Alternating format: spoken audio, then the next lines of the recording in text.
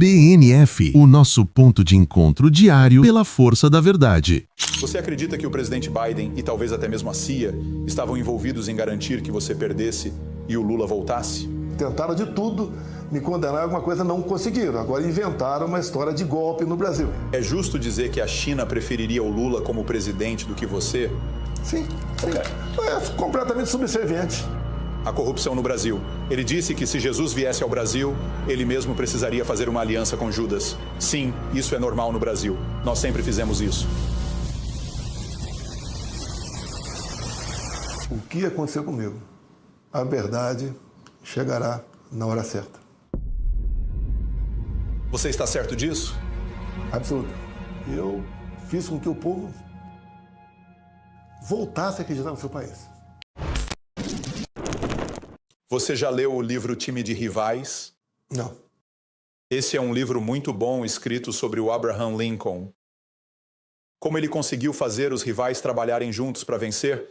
Acho que seria um livro muito bom para você considerar ler. Tenho certeza de que eles têm uma tradução. É aquele livro bem ali. É O Gênio Político de Abraham Lincoln. O motivo pelo qual estou mencionando isso é porque eu acho que é um livro realmente perfeito para você começar a ler atualmente. É uma das coisas que eu pessoalmente vi o presidente Trump fazer nesta última eleição. O que ele fez? Ele começou a construir alianças de maneiras que nunca tínhamos visto antes. Certo, faz 1 ano e meio. Mesmo algumas pessoas que eram antigos, sabe, grandes fãs do presidente pela vitória, diziam, vai ser o mesmo, vai ser alguém diferente. Eles estavam querendo votar em outra pessoa porque não achavam que Trump ainda tinha uma chance.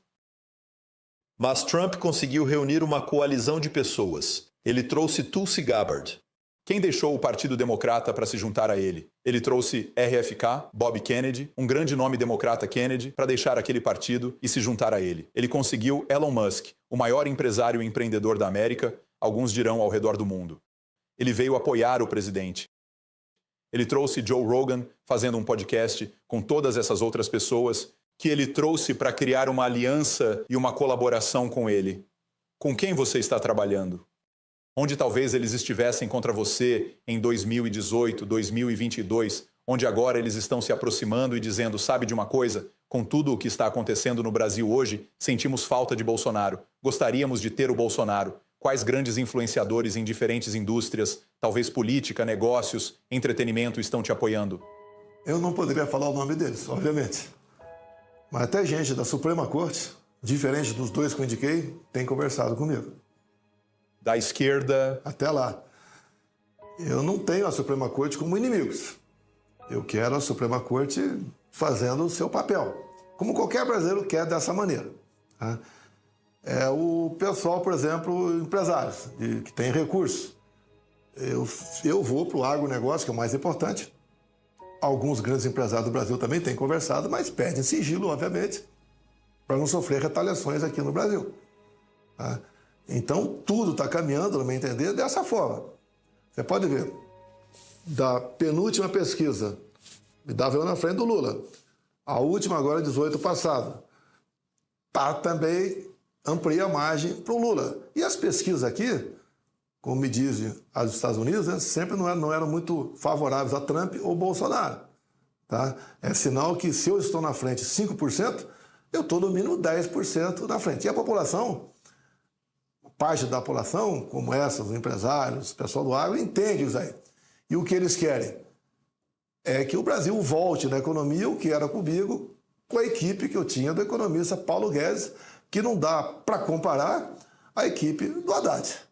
Querem um banco central como, por exemplo, Roberto Campos, e não como esse atual Galípolo, que é o indicado por Lula.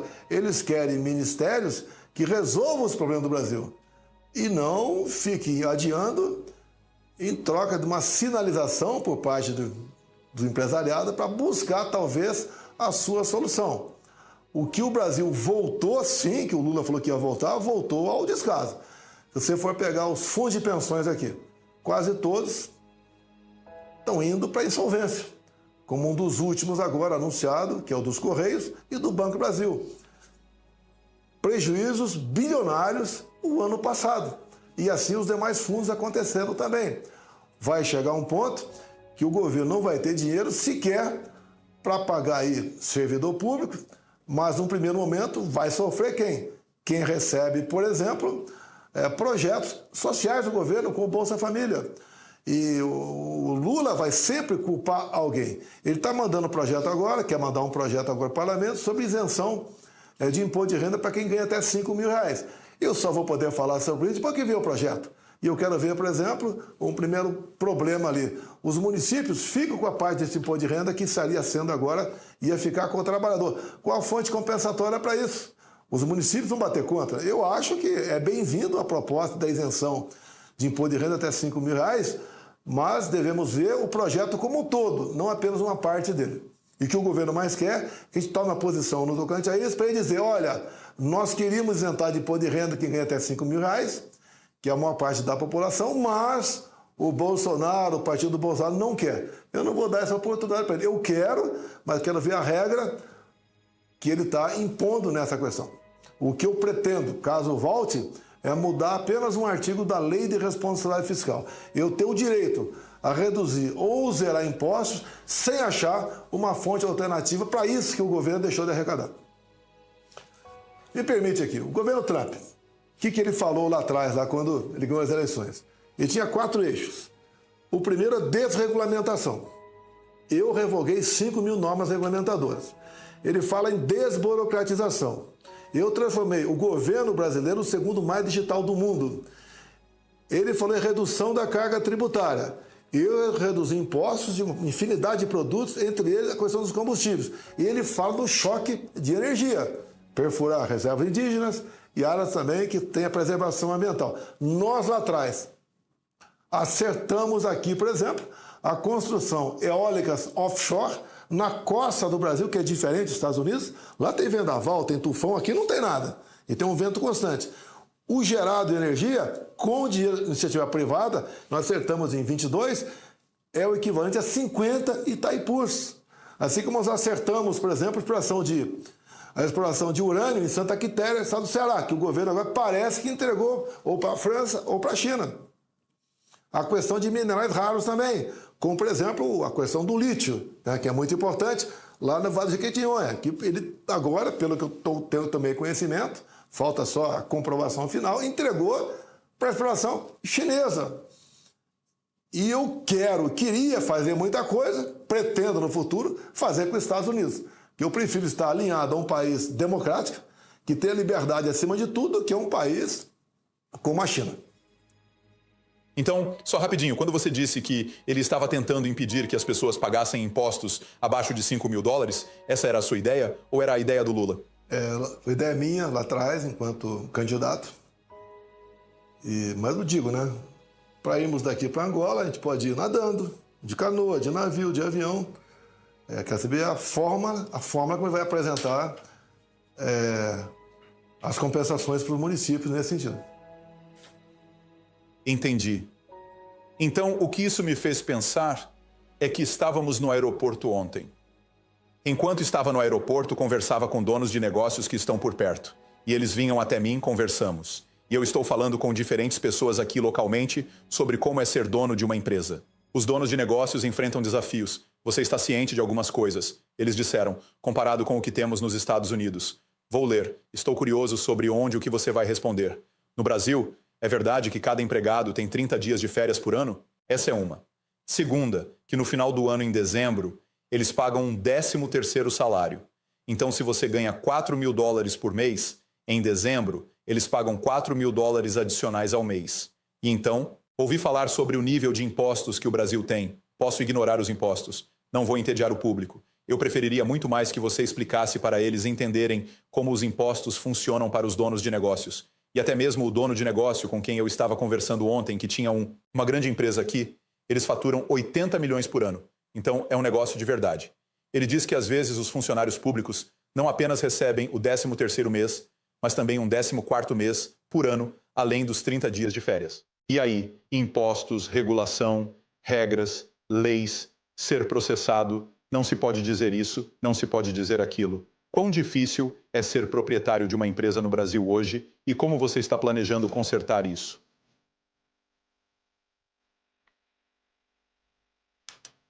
Os brasileiros vão para os Estados Unidos e não reclamam que lá não tem direito trabalhista. Não. Aqui no Brasil, o salário é muito para quem paga e pouco para quem recebe. Se você recebe R$1.000 com carteira de trabalho assinada, o patrão vai ter que pagar mais 1.000 para o governo. Então fica inviável essa situação. Se você fala aqui em mexer nos direitos trabalhistas, em reformular, a esquerda movimenta essa massa de trabalhadores contra você. Eles fizeram isso nas eleições de 2002, quando o nosso ministro da Economia, ou melhor, ministro do Trabalho, Francisco Dornelles, quis aí mexer na CLT, modernizando a CLT, não tirando o direito trabalhista. O que a esquerda fez? Fez uma campanha enorme pelo Brasil, dizendo que os deputados que haviam votado na Câmara aquela proposta queriam acabar com o 13º, com hora extra, com o fundo de garantia, com licença gestante, com adicional de férias. Mentiram. Mas, em função dessa mentira, a internet estava começando naquele ano aqui no Brasil, o PT fez uma bancada da Câmara. E acabou, então, pelos critérios da época, indicando o seu presidente. E grande parte dos parlamentares que perderam o mandato, deputados até bons, é porque haviam votado favoravelmente a essa proposta do ministro do Trabalho, Francisco Dornelles. A proposta foi para o Senado e não foi votada. Perdemos muito lá. Nas eleições de 22, em especial nas inserções de rádio aqui no Brasil, o PT falou que eu queria acabar com o 13º, fundo de garantia, hora extra, e por coincidência, nessa reta final, foi-me negado 1,5 milhão de inserções de rádio pelo Brasil. Então eles sempre usam a massa de trabalhadores contra o patrão. Eu, com Paulo Guedes, havíamos começado a discutir um projeto muito bom, chamado Minha Primeira Empresa. Então todo aquele que está reclamando do patrão ia ter a chance de abrir a sua empresa e pagar um salário muito bom para os seus empregados. Agora, digo a você, esses direitos trabalhistas estão inseridos dentro da Constituição brasileira. Você não pode tirá-los de lá. É tido como cláusulas pétreas. Então, essa amarra realmente é complicado. Se você pega, por exemplo, alguém que está na informalidade, ele está vendendo água no sinal, vendendo camarão na praia, sorvete na arquibancada. Ele, em média, ganha mais de R$5.000 por mês. Alguns chegam até 10 mil por mês. Se fala, você quer uma carteira de trabalho com 2 mil por mês, ele não quer. Então, essa grande amarra, esse grande problema, se você for discutir isso por ocasião das eleições, você perde a eleição. Porque a esquerda vai dizer que você quer tirar o direito dos trabalhadores. E até a questão dos desempregados fica contra você. Então, isso é meio que como a Previdência Social nos Estados Unidos? Porque se você fala sobre Previdência Social, os baby boomers mais velhos ficam assustados imediatamente porque acham que vão perder seus benefícios, mesmo que quando nos enviam a carta da Previdência Social todo ano, diz que vai acabar em 2035. Assunto muito delicado. É o mesmo nível de sensibilidade no Brasil? Eu não sei se entendi a tua pergunta. Estou falando especificamente dos donos de negócios e sobre os impostos.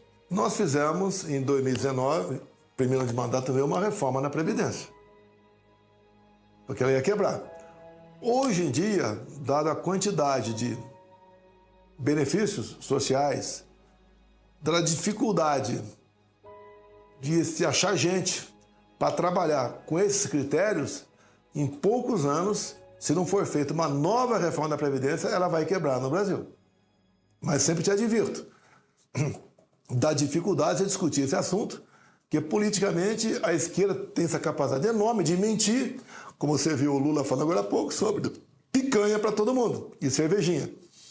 Agora, nossa economia, nosso ministro Paulo Guedes, havia feito a proposta de criar uma carteira de trabalho diferente, né? Carteira verde e amarela, que alguns poderiam optar por ela. A esquerda bombardeou, não foi para frente. Era uma maneira de você aliviar o lado do patrão. Nós temos no Brasil aqui 22 milhões de pessoas em projetos como Bolsa Família. Nós temos quase a metade dos estados que tem mais beneficiários de Bolsa Família do que com carteira de trabalho assinada. É um grande problema. Agora, você não vai resolver de uma hora para outra. Você não vai resolver sem instruindo a população.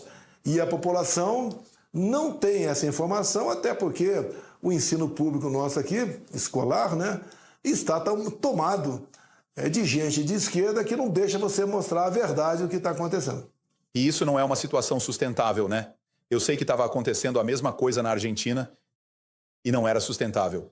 Quando eu fui para a Argentina, eles me falaram o seguinte: aqui 8 milhões de pessoas trabalham para pagar os benefícios que o governo dá para 12 milhões de pessoas que não trabalham. Eu lembro que era alguma coisa assim que as pessoas me falaram, talvez tenha uma margem de erro aí.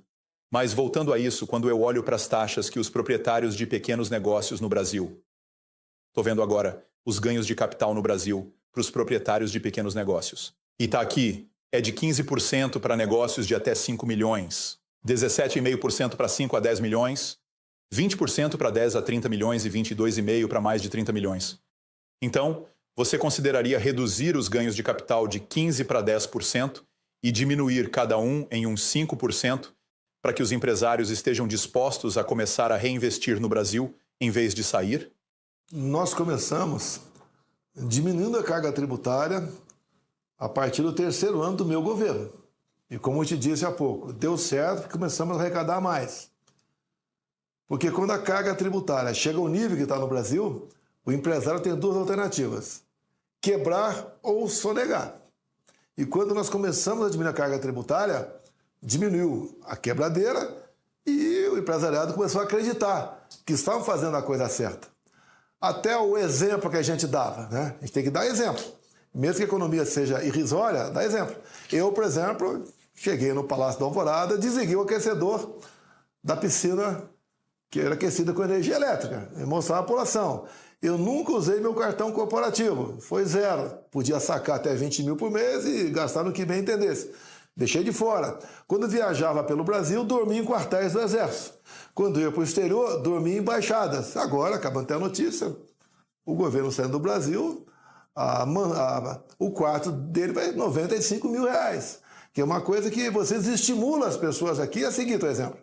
Terminamos o governo sem denúncia de corrupção. Deixar bem claro no tocante a isso aí. Mora de uma invasão aqui em Brasília. A Polícia Federal foi lá para pegar minhas armas. Acredite nisso. Ex-presidente da República, capitão do Exército, a Polícia Federal foi na minha casa, pegou minhas armas. Consegui deixar uma arma comigo. Eu tenho 3 mulheres dentro de casa. Bem, então alguns exemplos. Ficam, marcam e arrastam. Andando por todo o Brasil, nós temos a prova disso que você vai levar o vídeo que estamos te entregando aqui agora. Mas, realmente, se você não sinalizar para diminuir essa carga tributária, ninguém quer ser patrão no Brasil. Hoje, a taxa de juros do Brasil, eu acho que é a primeira ou a segunda mais cara do mundo. Entre você investir no campo ou numa empresa, é melhor você aplicar na Bolsa de Valores ou deixar seu dinheiro rendendo no banco, numa aplicação lá que tem várias que são compensadoras. Chegou o ponto Brasil que é melhor você viver aqui. Quem tem dinheiro, não investir. E quando ele começa a fazer isso, menos oferta de trabalho, carência de produtos, né? E isso leva ao aumento da inflação, como tem aumentado no Brasil.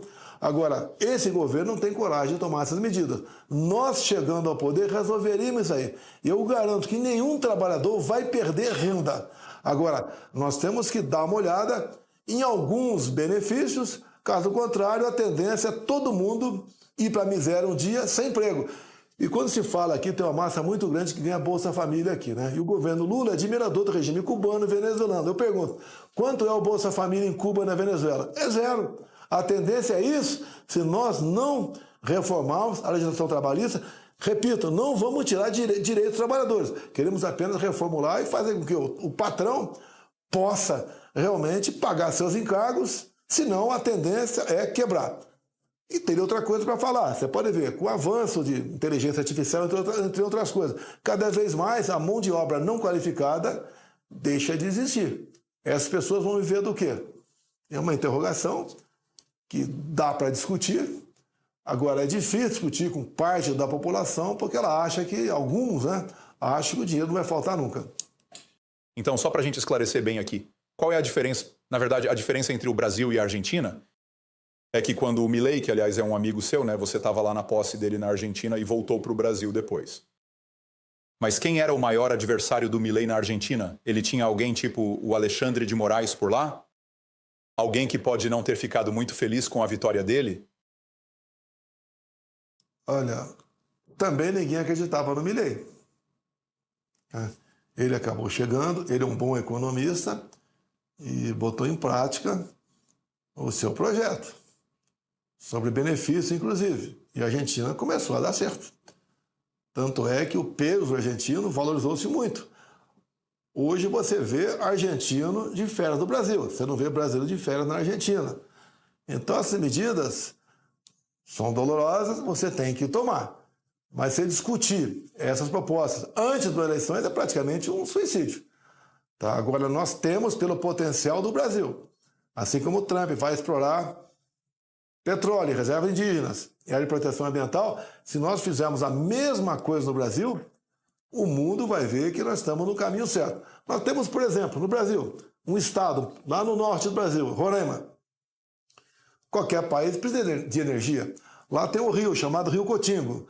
No Vale do Rio Cotingo você pega 12 quilômetros de extensão por 600 metros. É uma queda enorme. Você tem como gerar energia para um terço do Brasil, ou talvez até metade, pelo volume de água. Mas você não pode fazer nada porque é uma reserva indígena. Ou seja, você tem como sair desse seu estado de coisa sem sacrificar a população, que já ganha pouco. E ganha pouco e muitos se contentam até com isso, porque não tem outra alternativa. Esse, no Brasil, o Bolsa Família, fez com que, e faz com que certos municípios pequenos, no interior do Brasil, não morram, porque é o que movimenta a economia nesses municípios. Então o Bolsa Família tem seu lado que realmente pode até não ser muito benéfico, mas tem um outro lado que é o humanitário que você não pode esquecer. Pois é, eu acho que, só para explicar, eu estou perguntando isso porque quando você concorreu em 2018, a sua candidatura era muito pautada na lei e na ordem, né? Você falou sobre diferentes políticas, abordou questões de anticorrupção, anti-estabelecimento e liberalização econômica. Enfim, esses eram tópicos na sua candidatura em 2018, certo? Já a candidatura do Milei foi muito focada principalmente no que estava acontecendo com o peso argentino, né? O negócio do afuera e ele querendo se livrar de tudo. E assim, realmente, o Milei lançou a primeira criptomoeda deles, certo? Ele estava falando sobre algo do tipo do Departamento de Eficiências Governamentais para a Argentina. E mesmo que o país seja uma nação socialista, ele ainda teve muito apoio. Então ele pôde se candidatar. Se você pudesse concorrer agora em 2026, e você obviamente já está concorrendo, né, direta e indiretamente, quais são alguns tópicos que você abordaria na campanha? Por exemplo, quando eu assumi, eu cortei 20 mil cargos em comissão, de livre nomeação. Nós não realizamos concurso público, exceto para a Polícia Federal e Polícia Rodoviária Federal. Nós diminuímos o número de funcionários. A reforma administrativa, nós começamos a fazê-la. E era para ser aplicada para servidores que tomassem posse a partir da data da sanção daquela lei. Tivemos o problema da esquerda, dizendo que era para atingir todo mundo. Isso prejudicou a gente por ocasião das eleições. Mas se não fizer isso, a tendência é o servidor público ficar sem ganhar salário no Brasil. Que não adianta você botar a Casa da Moeda para rodar papel, porque a expansão monetária é a que, na verdade, leva à inflação. Isso, as minhas andanças pelo Brasil, como vou estar agora pelo Nordeste também, vou me encontrar com o setor da cana-de-açúcar e também eu encontro com o empresariado, encontro também com a massa trabalhadora do povo no mesmo dia. A gente vai mostrando devagar esse assunto. E eles acreditam em mim. Ou a gente se sacrifica agora para sermos felizes lá na frente, agora se deixar como está, todo mundo vai sofrer. E o Brasil, por esse tamanho que tem aqui, é um país que tem a maior riqueza de minerais do mundo, maior biodiversidade, terras agricultáveis, água potável, belezas naturais, clima aprazível. Não tem como esse país não dar certo. O que está errado é quem está conduzindo o Brasil. Eles acreditam em mim, têm confiança em mim, e eu tenho certeza que, voltando, sem essas amarras da justiça, a gente bota o Brasil no eixo. Até porque vamos ampliar o nosso relacionamento, em especial com os Estados Unidos. Eu estou te perguntando isso porque eu penso... A sua campanha hoje, com o clima que está no Brasil, sabendo que eles controlam a Suprema Corte e tudo, como você pega as pessoas por trás disso? A economia, considerando a taxa de aprovação baixa do jeito que ela está, Eu acho que uma parte disso tem que continuar sobre a economia e sobre os pequenos empresários. Porque o Trump pegou a Arábia Saudita e falou para eles: ei, coloquem $1 trilhão aqui. Chegou para outro banco e pegou $500 bilhão. Saiu por aí conseguindo diversos investimentos milionários para o país, entende? E isso fez com que o clima para investir nos Estados Unidos melhorasse, já que estava entrando uma grande quantidade de dinheiro de fora. E para você, enfim, isso ajuda os americanos, né? Se o dinheiro está vindo, então esse $1 trilhão gera milhares de empregos, entende? Gera trabalhos que pagam bem, gera muito mais oportunidades para os outros, e isso é bom para a economia. Então eu queria saber o que você podia estar fazendo, e eu nem sei se isso está acontecendo agora com o Lula, mas para que outras empresas de outros países digam: quer saber? A gente está tão otimista com o futuro do Brasil que queremos investir bilhões de dólares aqui. O que você faria para isso acontecer aqui também? Primeiro que o governo atual espanta qualquer investidor. Eu sou completamente o oposto do Lula. Eu sou pela privatização, pelo livre mercado, e nós colocaríamos nos ministérios pessoas parecidas com aquelas que ocuparam o meu governo no passado, onde eram pessoas competentes e honestas. E é muito comum na América do Sul, né? O Brasil não é diferente. É um governo terminar com várias denúncias ou processo de corrupção ou pessoas presas por corrupção, coisa que não aconteceu no meu governo. Por exemplo, quando o Trump fala no choque de energia dele, eu tive uma proposta lá atrás de um país árabe de $1 bilhão para investir na Baía de Angra dos Reis. Transformá-lo, que seria uma Cancún. E daí tinha, para a gente poder investir, revogar um decreto. Decreto é presidencial. Mas só que decreto ambiental, quem revoga é o parlamento. Não tive força para revogar esse decreto. Perdemos R$1 bilhão. Agora, muitos governadores, quando ficaram sabendo dessa possibilidade, começaram a procurar no meu estado também tem esse problema. Se você não rever a legislação ambiental no Brasil, você não tem como o país realmente respirar na economia, que é a palavra-chave para você sonhar com dias melhores para você. Então, chegando à presidência, obviamente, assim como no segundo mandato do Trump, ele chegou mais preparado, com uma equipe melhor, e atacando realmente o estado profundo, minando aí o pântano, tá? Dragando o pântano. Você não tem como fazer nada. Não dá para você chegar aqui ser apenas paz e amor. Você tem que ter uma proposta para fazer com que os ministérios que estão aparelhados, bancos oficiais que estão aparelhados, tá? Estatais também, mover o Brasil e despertar confiança lá de fora. Hoje nós temos um recalque desse governo anterior que o mundo aí fora olha para a gente. Nós chegamos a ter taxa de juros no Brasil 2% ao ano. Agora está 13%. Não tem como dar certo esse país. Não se combate a inflação apenas aumentando a taxa de juros. Um remédio muito simples, mas tem um limite. Esse remédio taxa de juros está matando o Brasil. O homem do campo, empresários também, estão se endividando cada vez mais. Estão vendo essa bola de dinheiro que tem junto aos bancos aumentar de forma geométrica. Então, isso tudo, tá? Essas propostas, o sentimento, a imagem, a convivência que tiveram no meu governo, eles sabem que a gente vai fazer algo melhor agora. E também parecido com o Trump, mais objetivo e atacar de frente esses problemas todos no Brasil. Dá para resolver. Eu entendo que o povo está do meu lado, ele é mais forte que qualquer outra instituição no Brasil. Agora, sobre a corrupção no Brasil. Eu estava conversando esses dias com algumas pessoas e perguntei para elas sobre a história do Brasil. E sabe, senhor presidente, uma coisa que todo mundo me fala é sobre a corrupção no país, a história dela, o que aconteceu, essas coisas. E acho que foi o Lula que disse num documentário que eu estava assistindo outro dia, ele disse que se Jesus viesse para o Brasil, até ele teria que fazer uma aliança com Judas. Isso é o que o presidente Lula disse.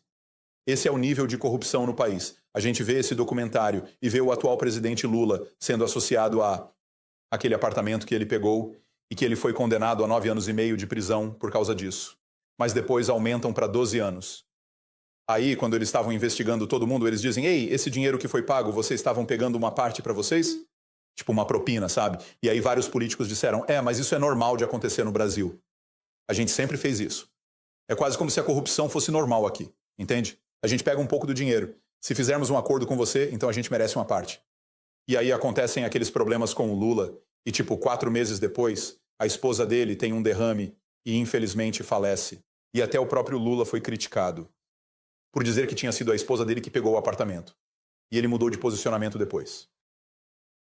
E ontem à noite eu estava junto com o seu filho, o Eduardo, e a gente foi jantar com um pessoal.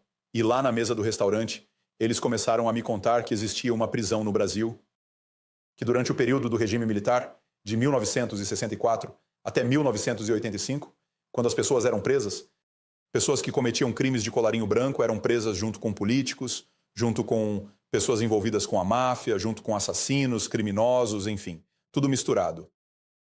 E então, durante esse tempo, eles iam se treinando, sabe? Os políticos aprenderiam a cometer crimes mais eficientes e os outros criminosos aprenderiam como ganhar mais dinheiro com os crimes. Mas, da sua perspectiva, por que não importa com quem eu falo, todo mundo diz que o nível de corrupção no Brasil é bastante diferente de outros países, no sentido de ser muito mais alto?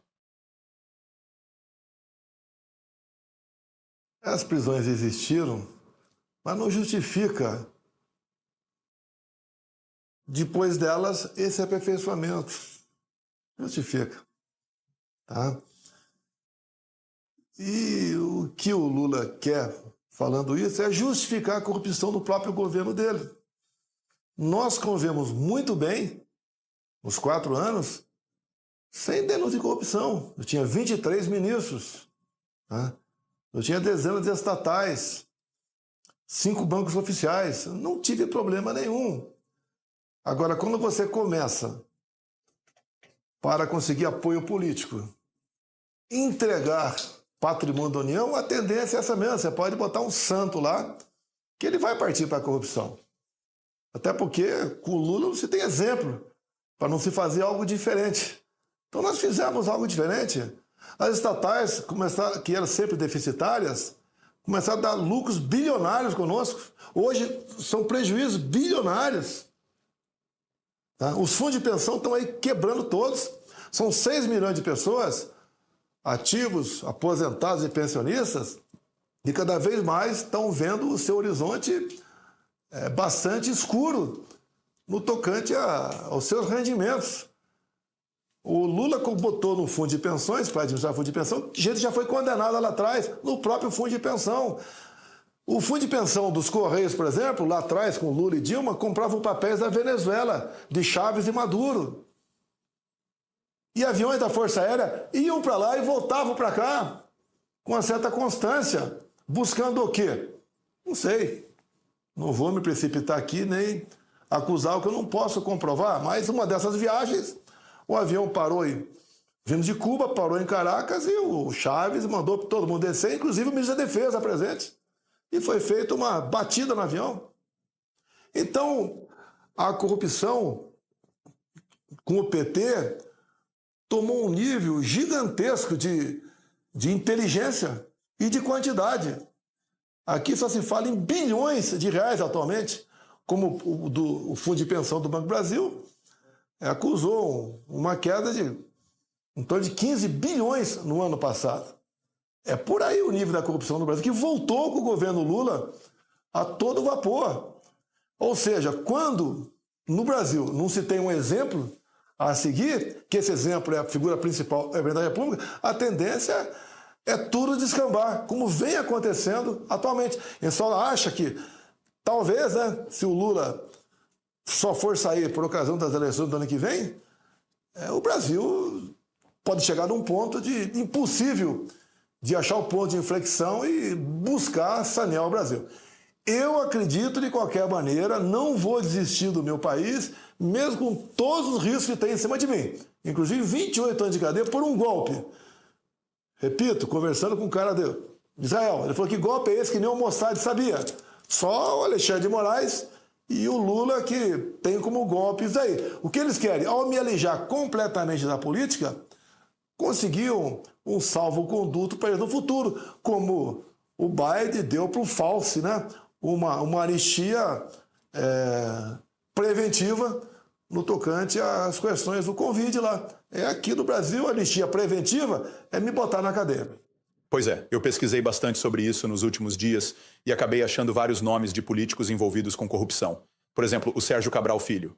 Ele é o ex-governador do Rio de Janeiro, que pegou uma sentença de 400 anos, eu acho. Ele pegou um pouco do dinheiro destinado para a Copa do Mundo, certo? Também ouvi histórias sobre o Flávio Godinho, que a gente já comentou antes. Enfim, tem muitos outros nomes que a gente vê envolvidos com a corrupção. E então eu lembrei que estava conversando com um conhecido aqui do Brasil outro dia e ele fez uma linha do tempo para mim. Então, quando você ganhou em 2018, teve um momento em que nem mesmo as pessoas que eram sua oposição acreditavam que você tinha ganhado, né? E eles começaram a questionar a sua vitória, se tinha sido válida ou não. E mais tarde, em abril de 2018, apareceu um hacker, né? E começaram a investigar para saber se alguém realmente tinha hackeado a urna eletrônica. E rolou toda essa conversa também. E realmente foi confirmado que, de fato, um hacker tinha conseguido invadir o sistema de computadores do Tribunal Superior Eleitoral. E aí vieram as eleições. Então, o primeiro turno foi em 7 de outubro de 2018, e você estava concorrendo contra o Haddad.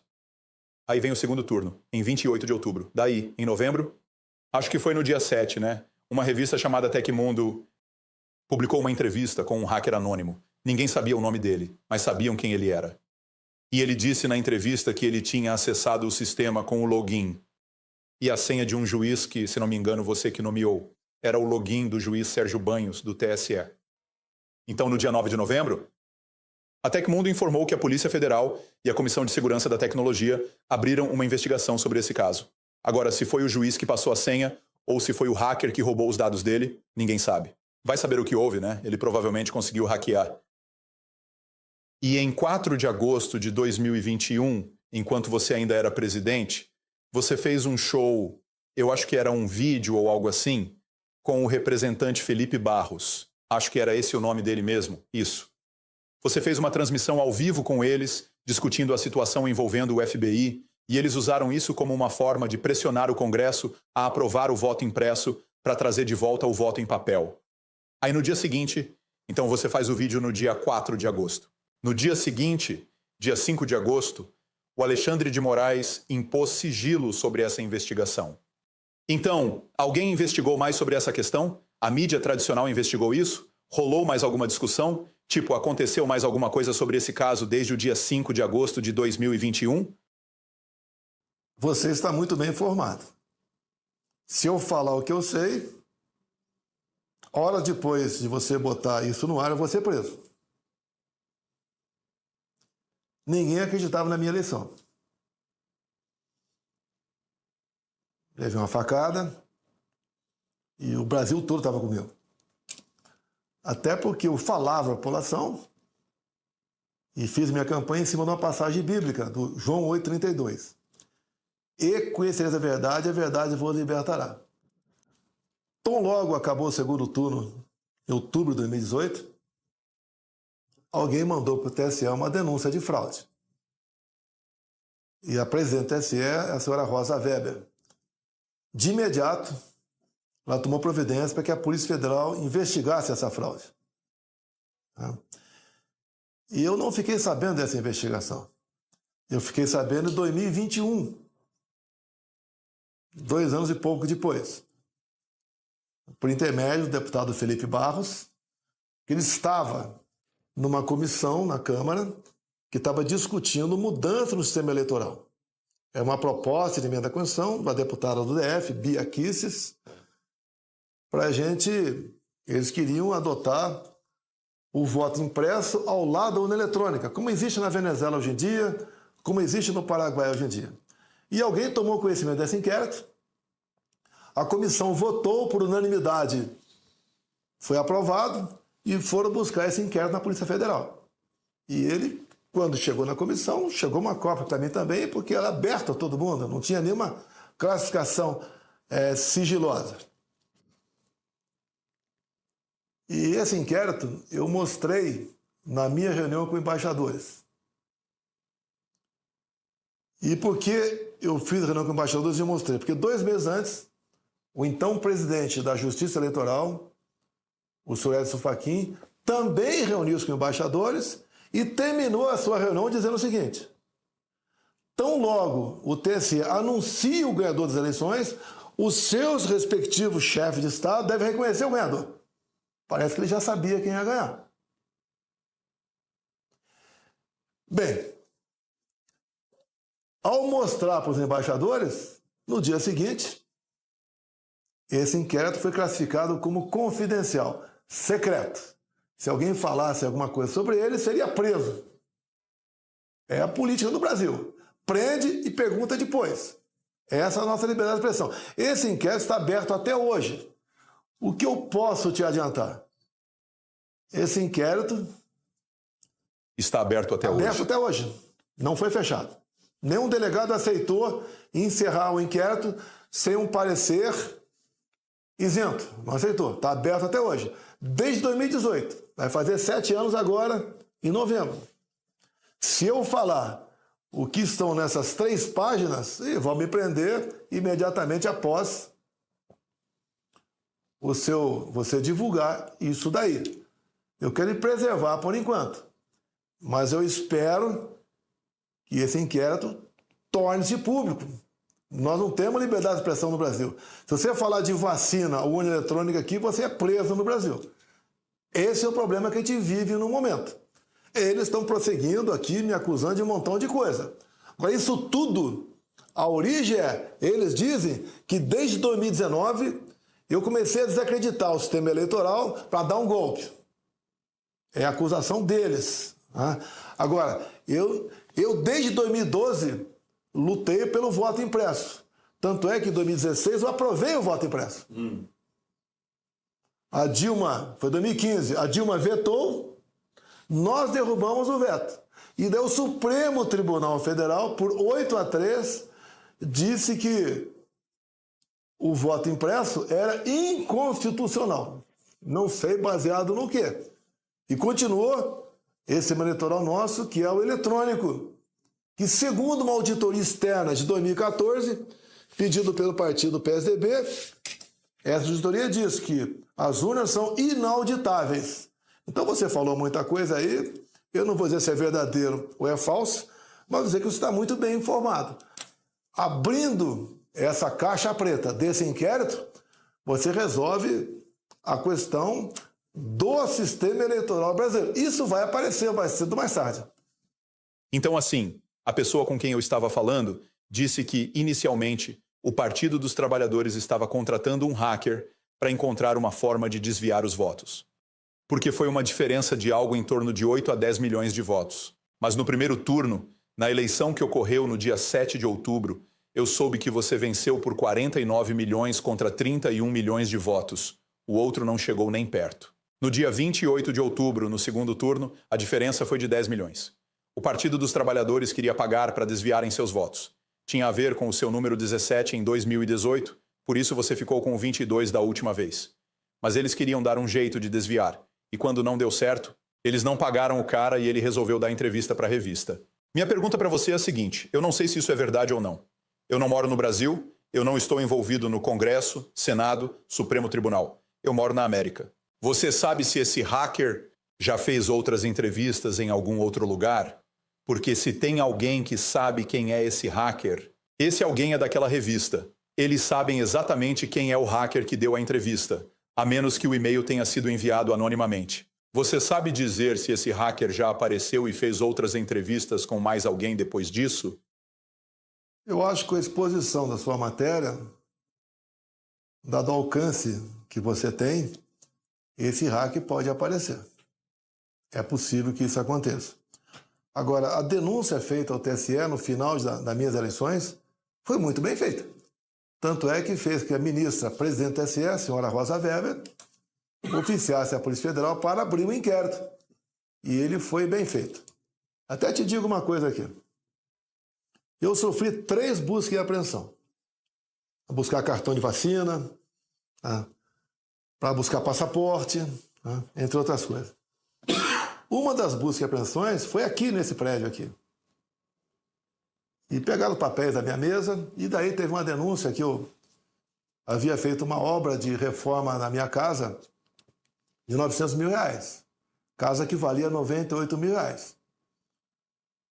A casa valia 98 mil porque no imposto de renda você não reajusta o preço do imóvel.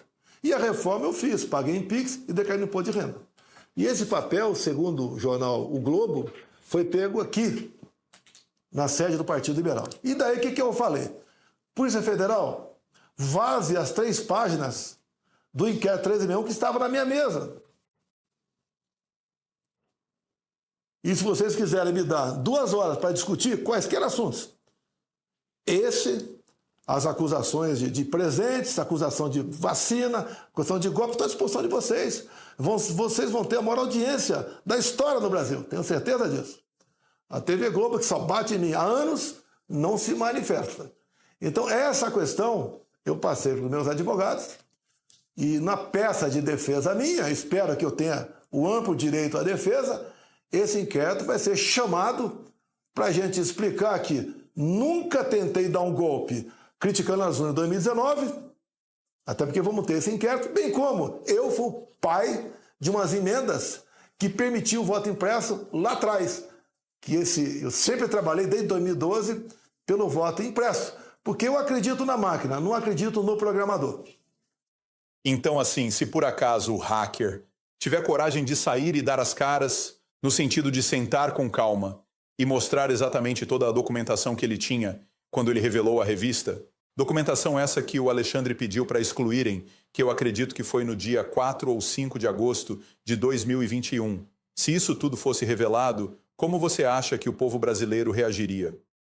Olha, você nem precisa do hacker. Basta o inquérito. Porque as informações prestadas no inquérito não foi de você, dessa pessoa, daquela. Não foram testemunhas. Foi de gente que trabalhava na própria Justiça Eleitoral. Foi o chefe de TI. Tá certo? Foram pessoas do próprio tribunal que prestaram as informações nessas 3 páginas. De pessoas de dentro do Tribunal Superior Eleitoral. Nem, se o hacker aparecer, melhor ainda. Ele daria toda a mecânica daquilo, né? Mas os próprios depoimentos de gente do TSE, é importante, esclarecem o que aconteceu em 2018. Algum denunciante já apareceu? Alguém já se manifestou? Não, a público não veio ninguém. Teve esse papel anônimo, mas como estava muito bem feito, o TSE resolveu instalar um inquérito. Não foi uma denúncia aleatória, foi muito bem feito. Que levou aí a Justiça Eleitoral a entender que houve uma coisa de errado lá. E havendo uma coisa de errado, quem perderia o mandato seria eu. E entrava no meu lugar o esquerdista, comunista, tá? Petista, Haddad. Entendi, mas o que eu quero dizer é, a razão para um denunciante em uma situação como essa não se manifestar é porque ele tem medo, certo? E se eu me manifestar, e se eles descobrirem, e o que acontece comigo? Em 2016, quando o Wikileaks surgiu com o Julian Assange, todo mundo leu aqueles e-mails e os documentos. As pessoas se perguntaram, mas essa aqui não é a Hillary Clinton? E olha que a Hillary Clinton já era grande. Então, neste caso, pelo menos é assim que eu vejo, se uma pessoa decidir enfrentar o Lula, e veja que o Lula não é o Biden, ao meu ver. O Lula é a Hillary Clinton. O Lula tem muita experiência. A Hillary Clinton tem muita experiência. Veja, ninguém pensava que o Trump iria ganhar. Quando o Wikileaks apareceu e quando as cartas do Comey foram divulgadas, falando sobre o que a Hillary tinha feito 1 semana ou 2 antes da eleição, tudo mudou. Você acha que a razão pela qual os denunciantes têm medo de se manifestar é porque eles estão preocupados com o que a Suprema Corte e os democratas farão com eles? Talvez o denunciante nem esteja no Brasil. Ele quer continuar aí vendendo seu serviço de hack. Talvez por isso ele não queira mais se meter aqui, talvez. Mas como eu disse para você, os hacks são dispensáveis. O próprio inquérito, se chegar na tua mão, você liga para mim, eu te digo as 3 páginas que mostram o que aconteceu de verdade em 2018. Mais uma vez eu quero dizer que a pessoa certa vai ver isso, mas vai exigir muita coragem para fazer. Talvez se a pessoa se manifestasse, eu acho que a maior preocupação seria se caso ela fosse casada e com filhos, porque às vezes esses caras que mostram a cara não têm filhos. Se ele aparecesse, talvez ele fosse precisar se mudar para outro estado como a Flórida para se sentir um pouco mais seguro. Porque isso é importante, especialmente para mim. Eu sou americano e eu amo a América. Mas a minha mãe é armênia. O meu pai é assírio. E eu morei no Irã. O Irã costumava ser um país bonito nas décadas de 60 e 70, antes da Revolução. Não havia problemas no Oriente Médio quando o Shah era presidente. Enfim, quando ele era o rei. Daí, assim que o Khomeini e o resto do regime chegaram, foi o caos. Para uma pessoa que conhece e tem posse dessa informação, e ele sabe que isso foi usado contra você, qual seria o motivo para ele decidir não aparecer? Eu sei que parece quase que uma coisa negativa, mas parece uma atitude que mostra quase que uma falta de... Eu não quero dizer falta de amor e orgulho pelo próprio país. Não me interprete mal. Mas eu acho que se ele aparecesse, ele seria visto como um herói a ser admirado por muitos anos. E ele colocaria medo no sistema de justiça, que desistiria de intimidar o próximo Bolsonaro. Que é o que eles vão fazer. Se eles conseguirem fazer isso com você, eles vão continuar fazendo com o Nicolás Ferreira. Eles vão fazer isso com Gustavo. Eles vão fazer isso com Eduardo. Eles vão fazer isso com qualquer um e todos que vierem a seguir. Ou até o próprio Pablo. Pode ser quem quer que seja, que eles vão dar um jeito de ir atrás. De qualquer forma, essa foi uma mensagem para essa pessoa. Se ela ouvir isso, eu espero que ela tenha coragem de se manifestar. Esqueça o hacker, olha para mim.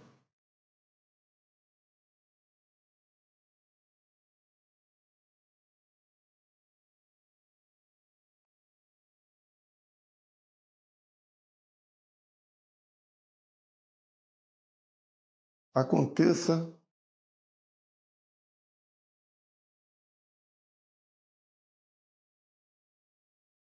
o que aconteceu comigo, a verdade chegará na hora certa. Você tem certeza disso? Absoluta. Aconteça o que acontecer.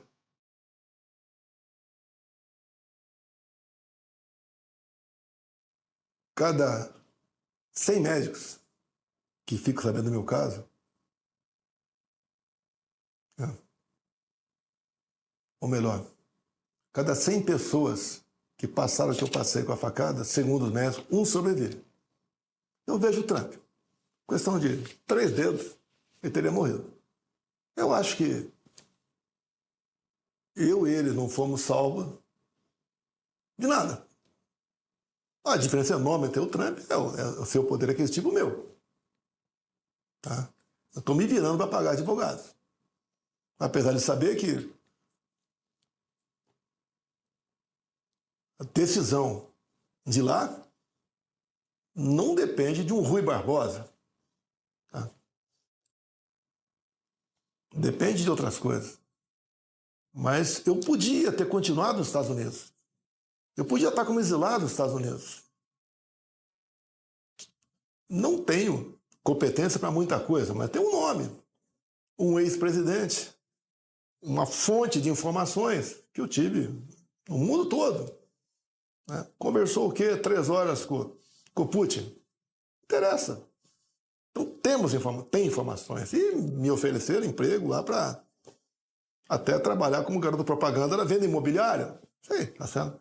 Resolvi vir para cá com todos os riscos. Não tenho obsessão pelo poder. Eu tenho paixão pelo meu Brasil. E acredito que Deus me salvou. Você vê as imagens, você vai ver o que aconteceu. Assim como vi a imagem do Trump levando um tiro na orelha. Não foi à toa. Cada um de nós entende que tem uma missão aqui na Terra. Você tem a sua missão, eu tenho a minha. Você tem a sua. Eu vou cumprir a minha. Mês que vem eu faço 70 anos de idade. Eu tenho muito mais tempo de retrovisor do que para-brisa. O povo brasileiro não vai se decepcionar comigo. Mesmo se eles façam uma maldade extrema daqui a alguns dias.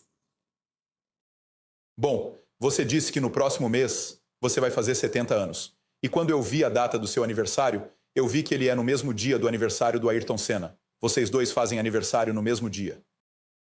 Olha só, eu confesso para você que eu já assisti ao documentário sobre o Senna mais de 100 vezes. Eu gosto tanto do Senna que eu dei o nome dele à minha filha. O nome da minha filha mais velha é Senna, com a mesma grafia, por causa de tudo o que ele foi para o país dele. Nos últimos 2 dias, senhor presidente, eu saí por aí e perguntei às pessoas: me digam, quem são os heróis do Brasil? Todo mundo com quem eu falei me respondeu o seguinte: Pelé, Senna E Bolsonaro. Por que você acha que o seu povo te ama tanto assim? Uma coisa rara no político, falar a verdade. Né? E eu levei a verdade para todo o Brasil. Eu fiz com que o povo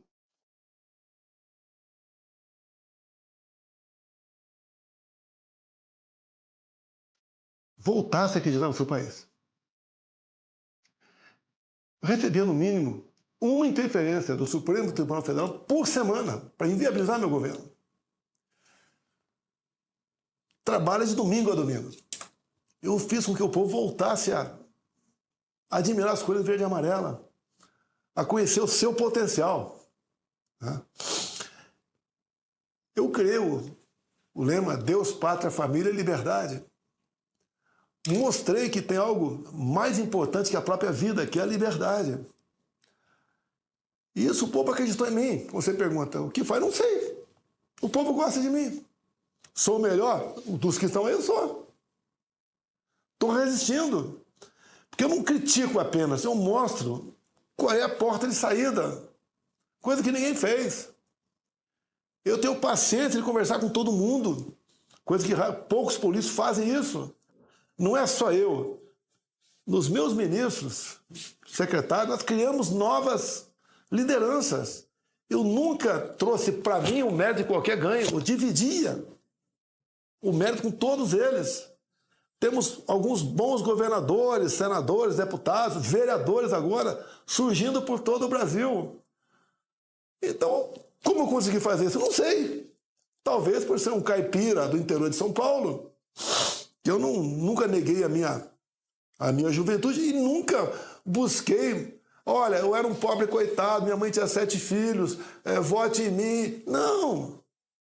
Não. Todo mundo aqui é igual. Eu sou contra cotas.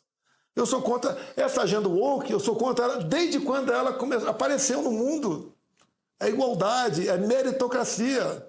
Eu passei em concurso aqui para a Academia Militar em Resende. Concurso nacional, 38 vagas, eu passei, fui aprovado. Não sou diferente dos demais que estão aí, você tem que ter oportunidade e lutar por ela, não esperar que o Estado vá te atender. Isso eu sempre levei para a nossa população, eles acreditam na gente. Fiz motocicletas em São Paulo com 300 mil motos. É coisa inacreditável. Você vai ver nos vídeos, pô. Então nós levamos algo diferente para a população. Agora, não vim aqui, cheguei até onde cheguei, para me acovardar por causa de uma pessoa. De uma pessoa. Que não aguentaria uma cariação comigo sobre essas verdades. Não aguentaria. Busca a maneira de prender, ou até mesmo fazer outra coisa, dada a força do poder. Dá para vencer. Vamos vencer. Não é eu, não é por mim.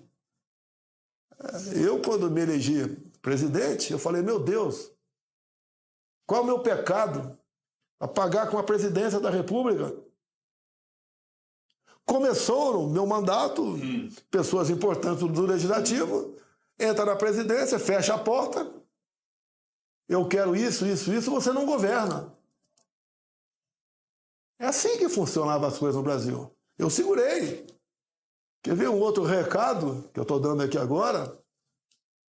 A estatal mais cobiçada do Brasil sempre foi Itaipu Binacional. Por quê? Porque não é auditada. Se eu falar quem tinha seus braços lá dentro, você cai para trás, documentado. Eu não quero fazer, nem tentei fazer um governo de retaliações. Vamos tirar esqueleto de armário, vamos perseguir. Não persegui ninguém, zero. Completamente diferente do que o PT fez agora. Apesar de ouvir sempre Olavo de Carvalho, que o pessoal no Brasil sabe quem ele é, e falava sobre isso, eu achei que podia fazer diferente no tocante a ir para cima da esquerda ou não ir. Eu não fui. Não vou dizer que estou arrependido. Farei diferente se voltar. Esse pessoal tem que sair da vida pública, como o Trump está fazendo lá. Ele está drenando o pântano. Ah lá, tem o FBI de vocês, a CIA, tá? Braços em parte dos democratas. Aqui não é diferente. Agora eu sei como fazer. Em exemplo do Trump no segundo mandato. Dá para você drenar o pântano aqui do Brasil, dá para você fazer diferente, dá para você fazer esse Brasil crescer. E cada vez mais tendo boas parcerias. Eu estimulei parcerias, negócios com quem? Mundo Árabe, com o Japão, Coreia do Sul, Estados Unidos. Isso aí que eu fiz. Não me aproximei com o Lula fez do Irã, Venezuela, Cuba. Dinheiro nosso financiando obras em Cuba. Portos em Cuba, metrô em Caracas, aeroporto em Angola.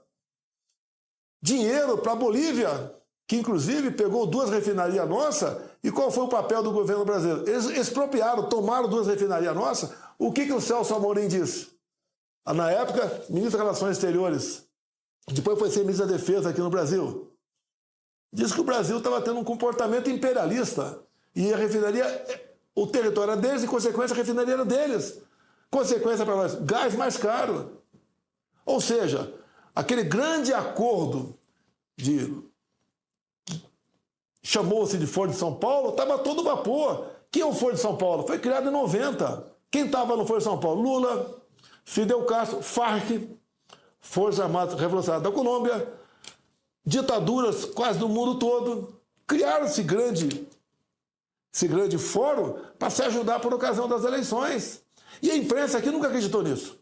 Achava que era uma teoria da conspiração. E a resposta está aí.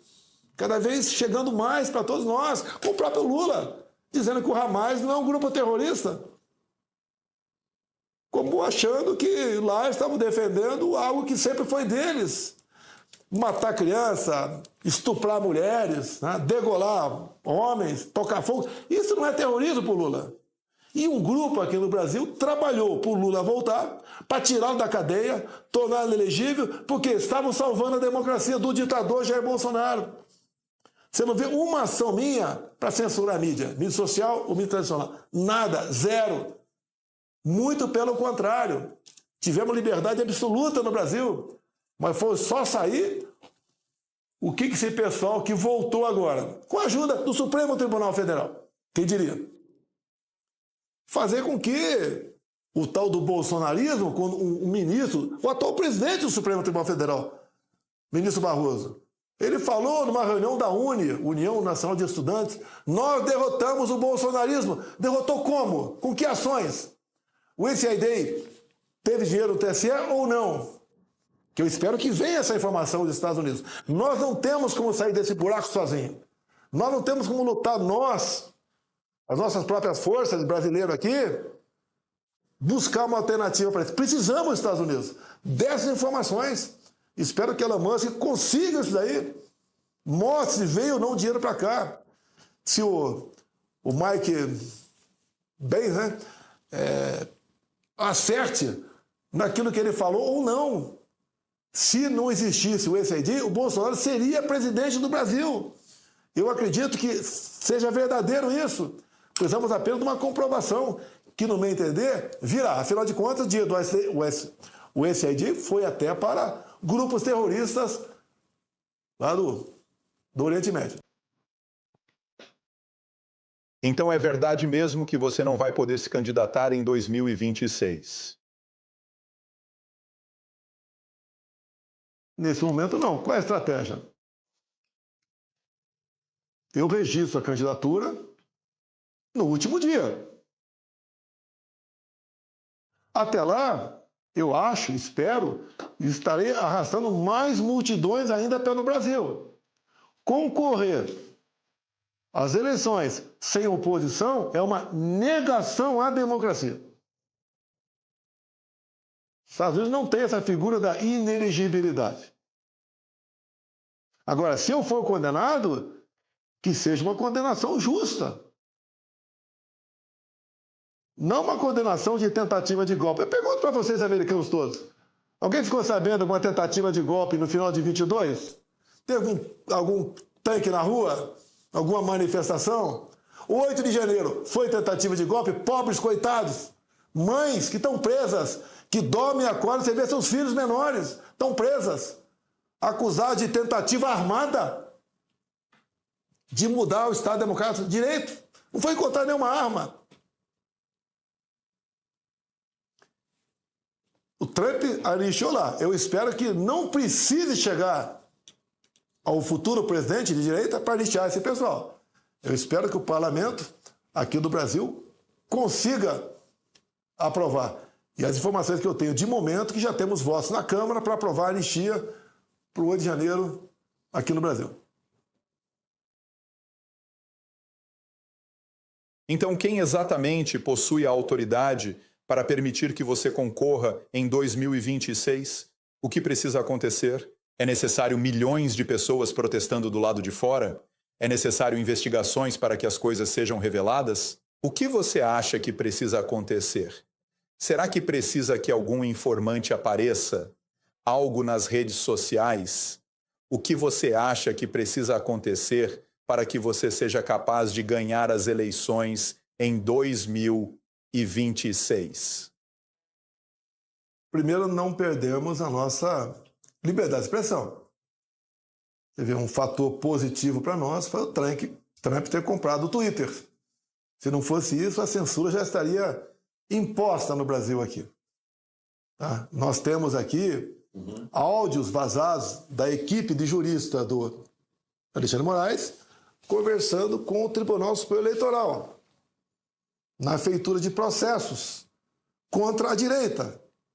E o juiz fala, não tem provas? Use sua criatividade. Um juiz fala, o ministro Alexandre Moraes quer o Eduardo Bolsonaro. O que quer? Quer caçar o Eduardo Bolsonaro. Como não pode me atingir, atinge meu filho. Como tentaram incriminar até a minha esposa aqui nesse inquérito maluco. Como ela fosse uma grande golpista, que vocês nem sabem que ela é. Sabe que ela é uma pessoa de família que é do PL mulher, tá, que tem uma boa oratória, mas você não vê ela dando entrevista por aí. Né? Entre outras coisas, tá certo? Áudio do próprio delator falando que não adianta eu falar a verdade. A turma da Polícia Federal do Alexandre Moraes quer que eu conte o que eles querem. Áudio vazado. O que precisa mais para comprovar o que está acontecendo aqui no Brasil? Agora, também uso outra passagem bíblica muito importante, né? Que diz, por falta de conhecimento, meu povo pereceu. Cada vez mais informações que chegam junto à população, a gente vai criando uma massa crítica que vai servir para diminuir o ímpeto de algumas pessoas que ousam manter ou avançar com a ditadura no Brasil. Sim. Foi muito importante nos Estados Unidos o que a juventude fez no TikTok, no Instagram, no YouTube, no X. Todos eles se uniram. Agora, temos o Nicolas Ferreira. O que ele está fazendo com a juventude? Muitas pessoas o admiram. Quem são outros influenciadores que estão vindo, que estão dispostos a se manifestar? Quando penso em um empresário, eles estavam falando sobre. É Pablo Marçal o nome dele? O empresário. Marçal, sim, ele tem muitos seguidores. Ele é como se fosse... Alguns dizem o Tony Robbins, alguém que as pessoas respeitam. Você tem o Nicolas, tem o Pablo, talvez tenha o Neymar, o Gustavo. Qual é o sobrenome do Gustavo? Acho que é Lima, Gustavo Lima.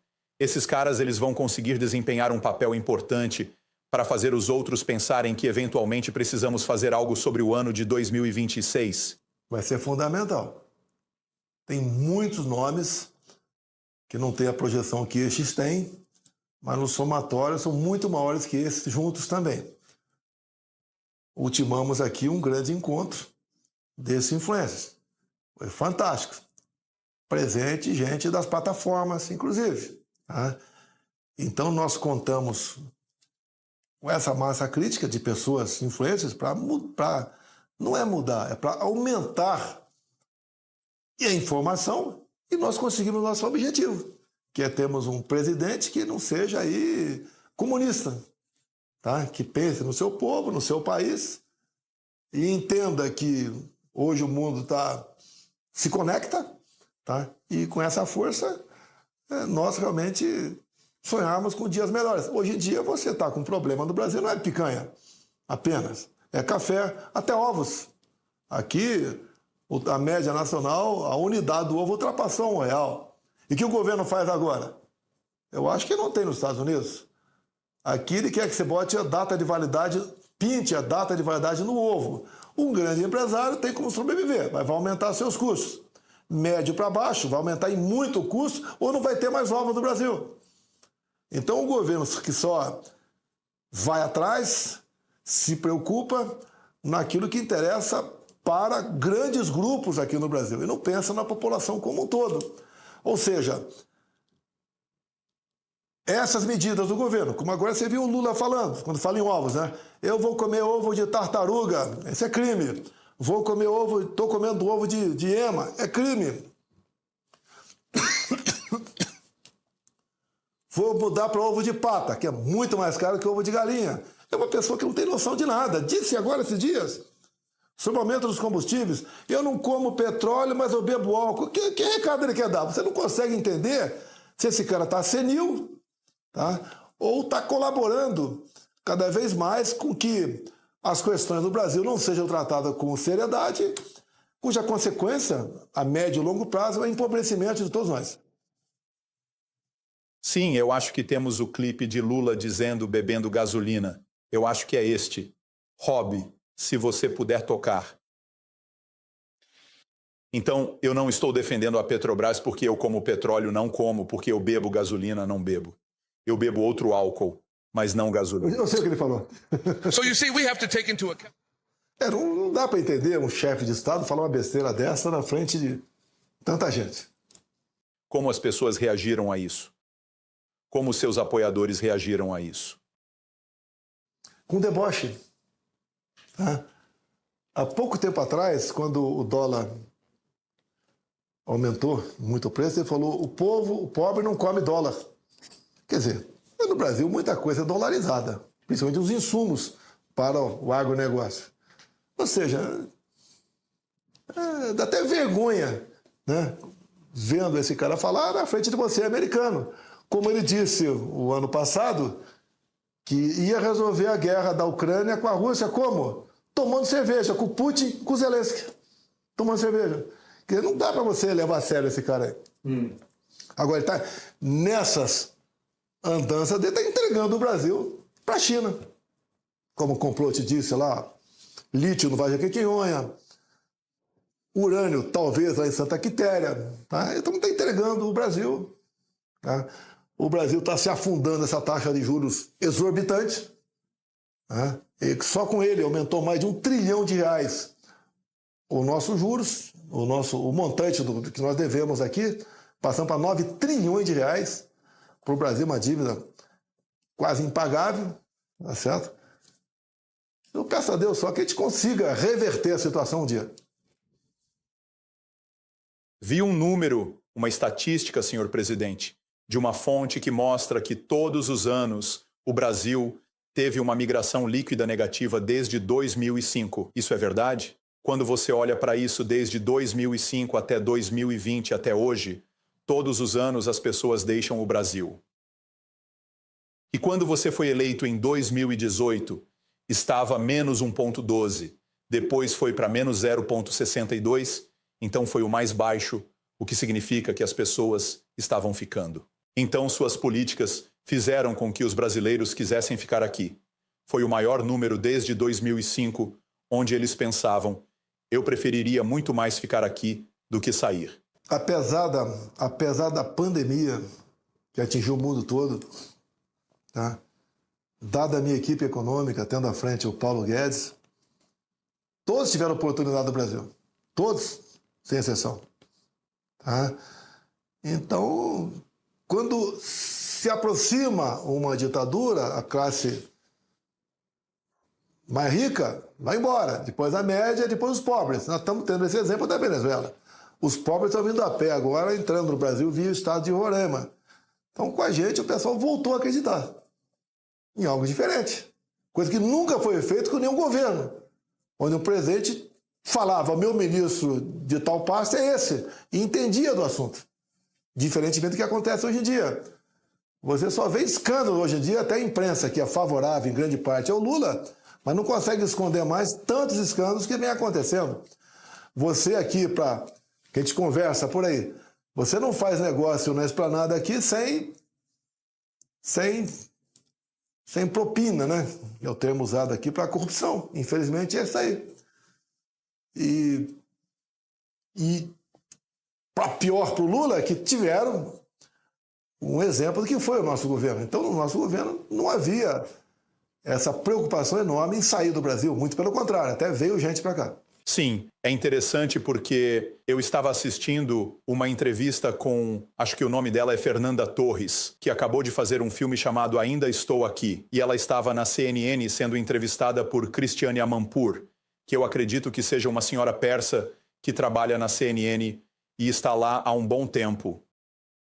Eles estavam pleiteando por esse personagem, essa mulher cujo marido foi morto. Ela tinha 5 filhos e o filho escreve o livro sobre a história. Acho que é disso que a história se trata. Eu não assisti e na entrevista ela diz: eu nunca poderia ter feito este filme sob o governo de Bolsonaro. Este filme nunca teria sido feito, só teria sido feito sob Lula. O que você acha do que ela disse sobre esse filme que nunca teria sido feito sob você?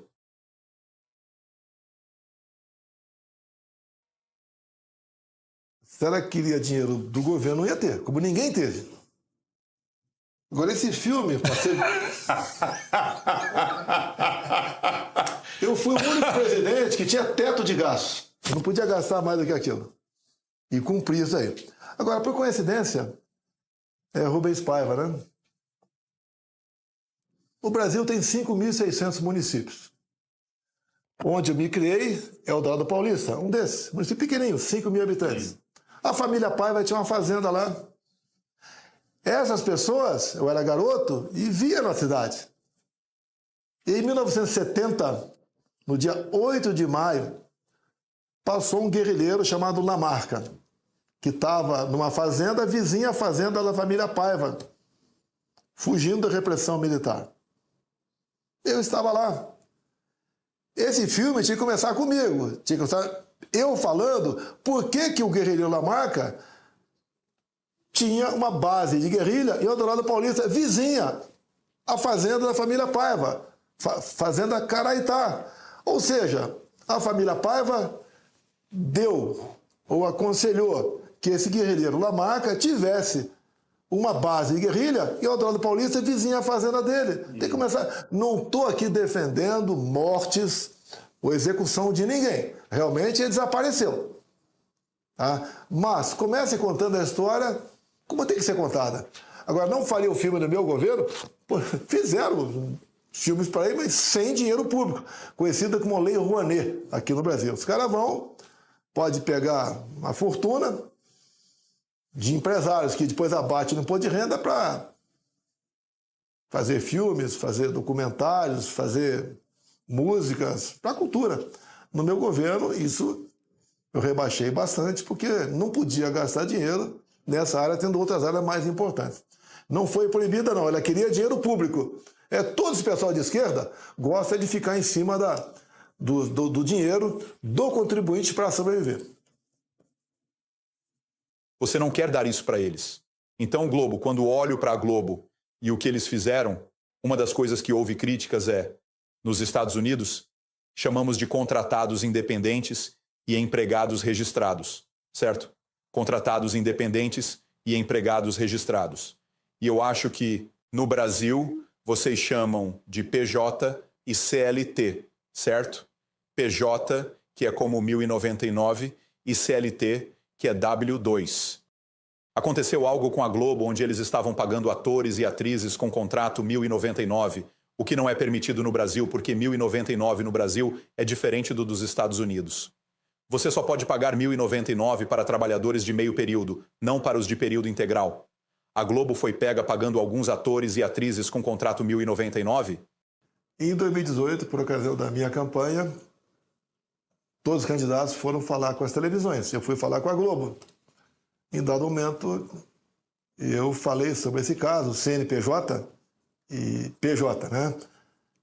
Então, quem trabalha no CNPJ, que são esses profissionais da imprensa, pagam 10% de imposto. Os demais, como pessoa física, né, pagam 27,5%. Então, uma maneira que a imprensa fazia de contratar pessoas no CNPJ. E essas pessoas pagavam menos imposto de renda. Eu denunciei isso e atacamos essa questão. O imposto tem que ser igual para todo mundo. Lógico que a imprensa não gostou disso, o pessoal da Globo, mais um motivo para me atacarem. Mas, enquanto eu estava lá atrás, enquanto presidente, eu resolvi esse problema aqui. Então você não está fazendo amizade com a Globo? Não é que eu não sou amigo. Né? Eu prezo pela igualdade. Meritocracia, igualdade, sou contra cotas. Tá? E eles são contrários a isso aí. Que até cotas para gente que tem certos costumes, né, existe no Brasil.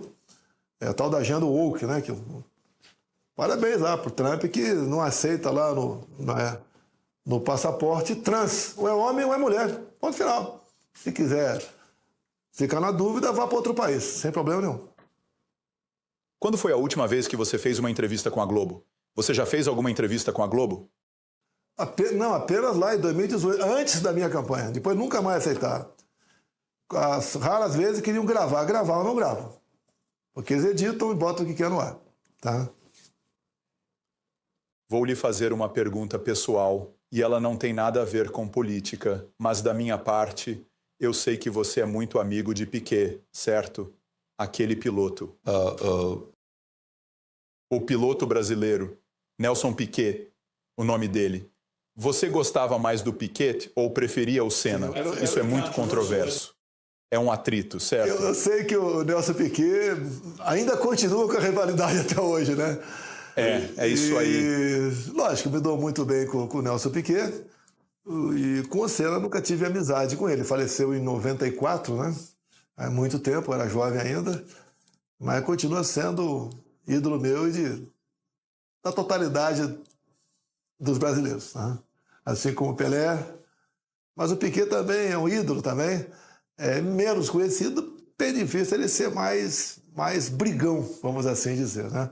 Mas é um grande ídolo brasileiro também. Eu gostava muito de ver seus duelos lá com Nigel Mansell, com Prost. Tá? Naquele tempo eu tinha prazer de assistir Fórmula 1. Hoje em dia já não assisto mais. E temos um grande ídolo também, o Emerson Fittipaldi aqui no Brasil, que fez sucesso na Fórmula Indy nos Estados Unidos. Certo. Última pergunta antes de terminarmos, e novamente agradeço por nos conceder 3 horas. Qual é a sua última mensagem aos brasileiros, se eles estiverem assistindo, para algumas pessoas que talvez tenham perdido a esperança na América cerca de 1 ano e meio atrás? Muitas pessoas haviam perdido a esperança. Elas não sabiam o que iria acontecer. Estavam preocupadas que Biden fosse ser presidente novamente e que a economia iria ficar do jeito que estava, com guerras no Oriente Médio, Israel, Hamas, Ucrânia, Rússia. Estavam muito preocupadas com elas mesmas e com muitas indústrias sofrendo, taxas de juros, inflação. Foi perturbador. Com isso, a esperança diminuiu para muitas pessoas. E então, de repente, Trump continuou aumentando essa esperança e agora, obviamente, a responsabilidade está no nível mais alto. Quão esperançoso você está e que mensagem pode dar às pessoas que talvez tenham perdido alguma esperança? Olha, sempre pode ficar pior. Não desista, não desanime, não jogue a toalha. Não prejulgue as pessoas como se fossem todos iguais. Tem gente que é igual a você aqui no Brasil. Para mim, estaria muito mais fácil estar do outro lado, sem problema nenhum. Mesmo se tivesse um caminhão de denúncia de corrupção em cima de mim. Estou do outro lado, o lado de você, o lado do povo. Assim como o povo americano acreditou e votou no Trump. Estamos vendo o que está acontecendo lá. Aqui não vai ser diferente. Esqueça o que porventura eles possam fazer por mim. Tem muita gente que nós aqui mostramos para o Brasil que pode me substituir tranquilamente, algumas até melhor do que eu. E assim sendo, nós não podemos abandonar esse grande país que nós temos chamado Brasil. Ninguém no mundo tem o que nós temos. Que pese, né?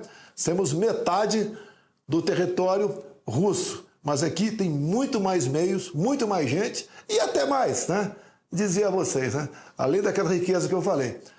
Nós somos o país das mulheres mais bonitas do mundo. Um país cristão. Aqui é a terra prometida. Vamos fazer a nossa parte, não vamos nos omitir e não vamos desistir do nosso Brasil. Eu estou aqui porque acredito em Deus e acredito em vocês. Muito obrigado. Que mensagem incrível para eles. Eu agradeço muitíssimo pelo seu tempo e vejo que você tem uma moeda aí. Uma medalha para você aqui é uma brincadeira que a gente faz, né? A medalha 3I. Todos os homens querem essa medalha, que afinal de contas ela mostra aqui o espírito que nós temos aqui de alegria, de mesmo sofrimento, a gente poder sorrir. E, tendo em vista o mundo woke, né, mas estamos deixando isso para trás, é uma grande mensagem que tem. Você, a partir de agora, é imorrível, imbrochável e incomível. Então, quais são os dizeres aqui nessa medalha que você acabou de me entregar? Aqui está escrito imorrível, imbrochável e incomível. Macho, no gay. Muito obrigado por esta medalha. Eu agradeço a você, senhor presidente. Isto foi fantástico e foi realmente um prazer passar tempo com você. Obrigado. BNF, o nosso ponto de encontro diário pela força da verdade.